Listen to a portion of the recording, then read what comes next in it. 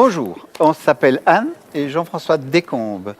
Il y a une dizaine d'années, on a été faire une retraite qui s'appelle Retraite Faire l'amour. Je résistais un peu, mais on y a été. Cette retraite, elle est donnée par Diana et Michael Richardson, qui sont deux personnes qui travaillent sur la sexualité depuis très longtemps. Et cette retraite nous a tellement enthousiasmés, on a tellement vu de changements dans notre vie de couple et dans notre sexualité qu'on est retourné la faire chaque année. On l'a faite 10 fois. Et maintenant, on la donne en français. On aime partager ça avec les couples parce qu'en fait, si on regarde bien, la plupart des individus ont envie de vivre en couple et ont envie de vivre en couple de façon durable. Et dans la réalité, ça se passe pas souvent comme ça. Les couples se séparent, et une des raisons de la séparation, souvent, c'est la sexualité qui, au bout d'un moment, avec le temps, le désir sexuel commence à s'estomper, à disparaître, et il n'y a plus de sexualité dans la vie de couple, ou bien elle est très épisodique, et il y a une grande frustration qui est là.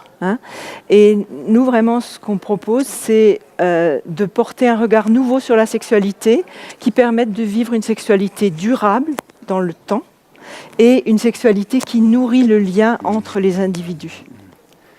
Et ce qu'il faut dire, c'est quand même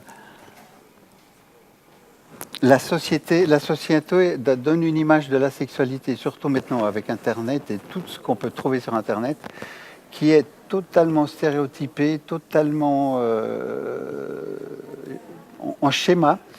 Et on croit qu'on doit faire ça. Et pour nous, vraiment, la sexualité, ce n'est pas ça. La sexualité, ça fait partie de l'amour. Et il faut vraiment que ça soit autre chose que ce qu'on voit sur Internet. Et notamment, je pourrais parler en tant qu'homme, en tout cas, du poids de la performance.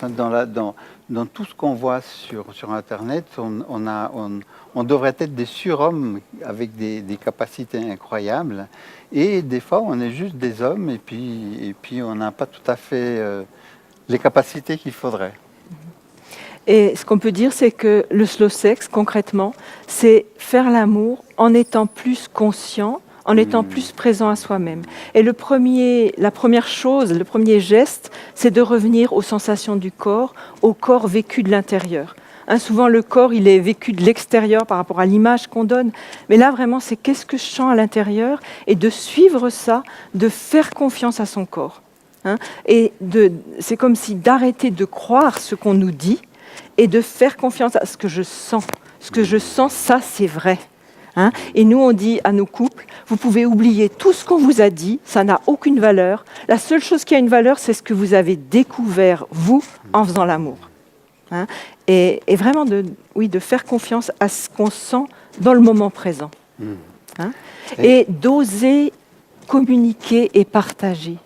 Souvent, en tant que femme, on se sent pas normal ou, par exemple, on n'est pas tout de suite, on n'est pas prête au bon moment. On se dit mais lui il est prêt, moi je suis pas prête. Ouh là là là là là, qu'est-ce qui va pas avec moi? Il y a rien qui va pas avec vous. Les femmes, on n'a pas le même rythme que les hommes. Et donc, relax. Et moi, presque dans les retraites, je passe mon temps à dire relax, on est normal, faites confiance au corps. Et une des premières choses, c'est de revenir à soi. Parce que très souvent, dans le rapport homme-femme, on se projette sur l'autre. On désirerait que l'autre lui faire plaisir, qu'il nous remarque, qu'il nous apprécie. On est vraiment tourné vers l'extérieur. Et finalement, ce qui se passe, c'est qu'on oublie totalement de connecter ce que nous, on a à l'intérieur. Et si nous, on propose vraiment de revenir à l'intérieur, si chacun revient à l'intérieur, on peut partager un espace qui est beaucoup plus vaste avec l'autre que si on est entièrement tourné vers lui. Et dans le lien, dans le couple et dans la sexualité, on pense qu'on doit s'ouvrir à l'autre. Mais le premier pas, c'est de s'ouvrir à soi-même, s'ouvrir à ce que je ressens en ce moment.